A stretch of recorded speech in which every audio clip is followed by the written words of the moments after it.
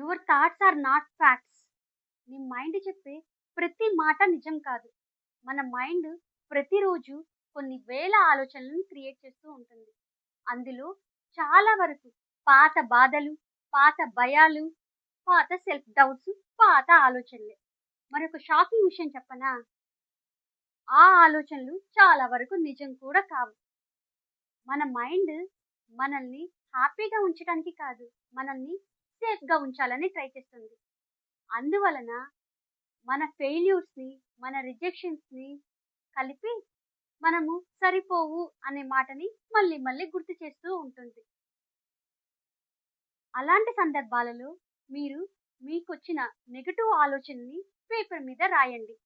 ఎందుకు అంటే కనిపించని దానిని మార్చలేము కాబట్టి, కనిపిస్తేనే మనం మార్చగలుగుతాం కాబట్టి పేపర్ మీద రాయాలి. ఇలాంటి మరిన్ని విషయాల కోసం ఫాలో చేయండి మరియు కామెంట్ చేయండి మైండ్ అని. మరిన్ని మైండ్ సెట్ ట్రాన్స్‌ఫర్మేషన్స్ కోసం రేపటి ఎపిసోడ్‌లో మళ్ళీ కలుద్దాం. Thank you.